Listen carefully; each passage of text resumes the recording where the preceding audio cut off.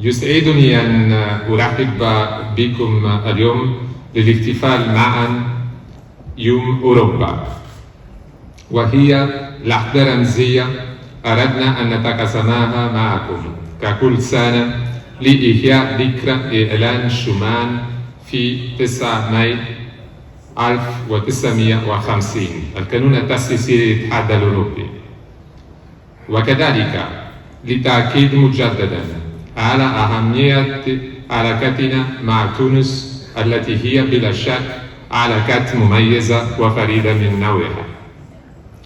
نحن نعمل منذ سنوات من أجل الرخاء المشترك، ولقد نجحنا معا في بناء علاقات قوية قائمة على الحوار والتعاون والثقة المتبادلة. وقد تمكنت شراكتنا من تكيف مع المتغيرات السريعة التي يشهدها العالم حاليا، وأظهرت هذه الشراكة أيضا قدرة تونس والاتحاد الأوروبي على الحوار والعمل معا والاستثمار في المستقبل. وكذلك ساهم اتفاق الشراكة الرائد الذي نحتفل هذا العام بمرور 30 سنة منذ توقيعه في بناء وتطوير علاقات اقتصادية ديناميكية ومتوازنة بين الجانبين. ويمثل الاتحاد الأوروبي أكبر سوق للصادرات التونسية على الإطلاق، وأبرز مستثمر في تونس عبر العديد من الشركات الأوروبية التي تساهم في خلق فرص العمل للشباب التونسي وتطوير القيمة المضافة للاقتصاد التونسي. وأتذكر هنا كلمات صديقنا المرحوم طاهر سيود الذي يعد أحد أبرز مهندسي هذا الاتفاق، والذي كان يؤكد دائما على أهمية لمرافقة تأهيل النسيج الصناعي والاقتصادي بشكل عام في تونس. ومن خلال برامج ملموسة يتم تحديدها استنادا إلى أولويات الحكومة التونسية، فإننا نرافق جهود السلطات التونسية لدعم الشباب والتعليم والصحة والابتكار والتحول الطاقي والتنمية المحلية والمساواة بين المرأة والرجل، وكذلك البنية التحتية عبر العديد من المشاريع، ومنها مشروع جسر بزرت الجديد الذي سوف يتم بناؤها بتمويل أوروبي. كما أننا نرافق أيضا الإصلاحات اللازمة لتحقيق النمو الشامل والمستدام في تونس. ولقد قمنا معا بعمل كبير ومميز، ونجحنا في إعادة تأهيل عدد من الأحياء الشعبية وبناء مدارس جديدة، وكذلك تجهيز عدد من المؤسسات الصحية.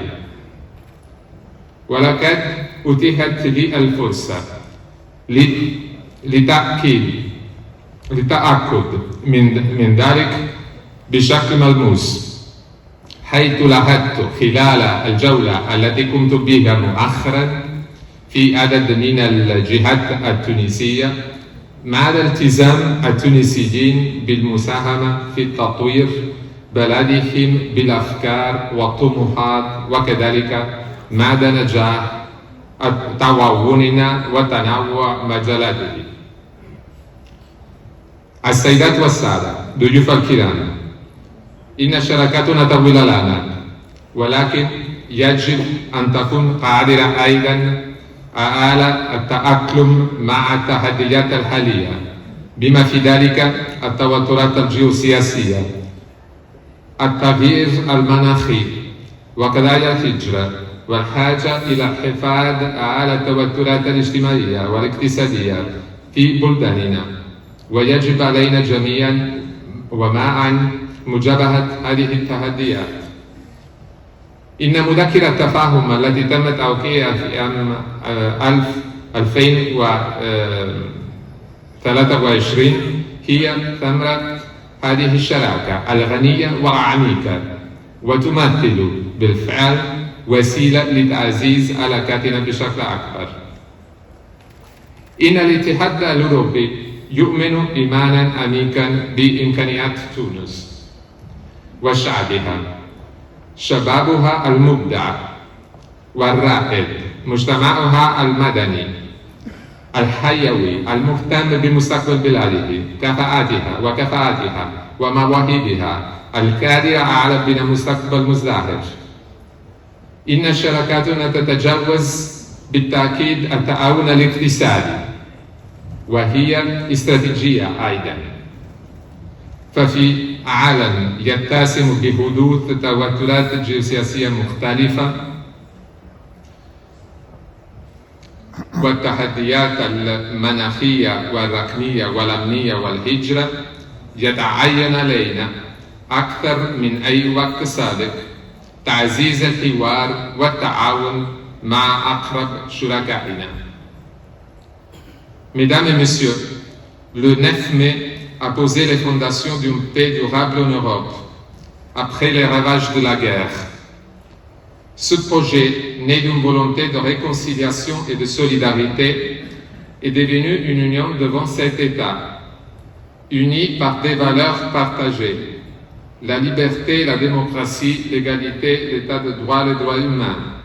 Ce sont des valeurs incontournables qui constituent une partie intégrante de notre identité et dont nous demeurons toujours fiers, même si le monde autour de nous devait aller dans l'autre direction.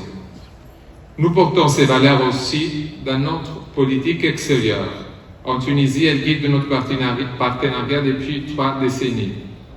Le nouveau pacte pour la Méditerranée donnera un nouvel élan à cette relation essentielle, ainsi qu'un signal politique clair de partenariat dans un monde de plus en plus contesté et instable. L'approche Team Europe est au cœur de notre stratégie en Tunisie. Les États membres représentent la force de l'Europe. Ils travaillent tous constamment pour avancer nos objectifs communs et pour assurer l'ancrage de la Tunisie en Europe. Nos initiatives s'alimentent d'une contribution constante et infatigable des États membres. Mais l'Union européenne n'est pas une pure sommation de ses États membres. Elle incarne l'esprit, les aspirations et les valeurs d'un acteur global qui ouvre pour la paix, le libre commerce, la promotion des droits humains, la primauté du droit international, y compris les principes de l'intangibilité des frontières et l'interdiction du recours à la force. Chers amis, l'année écoulée a été marquée par de nombreux défis, ici comme ailleurs, et malheureusement par des guerres qui s'enlisent depuis des années à nos portes sans solution en vue. À Gaza, nous sommes horrifiés par les atrocités et les massacres qui tuent chaque jour de nombreux civils innocents, y inclus des enfants. C'est un spectacle bouleversant et déchirant. L'interdiction de l'entrée de l'aide humanitaire dans la bande de Gaza, qui se poursuit désormais depuis 2 mois, laisse la population dans un état de totale privation de ses droits fondamentaux, de l'accès aux soins, à l'éducation et tout simplement du droit à une vie digne. L'aide humanitaire doit reprendre immédiatement et ne doit jamais être politisée. Sur l'autre front, l'Union européenne reste unie dans son soutien à l'Ukraine face à la guerre d'agression menée par la Russie. Les valeurs et les libertés de l'Ukraine, que l'Ukraine est contrainte de défendre, sont celles que nous partageons tous. L'Europe se tiendra à ses côtés aussi longtemps qu'il le faudra. Nous sommes engagés à accélérer le parcours de l'Ukraine vers l'adhésion à l'Union. Comme l'a dit la présidente de la Commission européenne, Ursula von der Leyen, cela n'est pas seulement une aspiration de l'Ukraine, mais peut aussi représenter la plus forte garantie de sécurité. une sécurité indivisible et qui nous concerne tous. Monsieur le ministre, chers invités, cette journée de l'Europe est l'occasion de rappeler que notre Union est en constante construction et approfondissement, mais qu'elle reste profondément attachée à ses principes. Elle reste ouverte au monde, prête à coopérer, à écouter, à construire des passerelles. Aujourd'hui, l'Union européenne est en première ligne dans la défense et la promotion du libre-échange à l'échelle mondiale.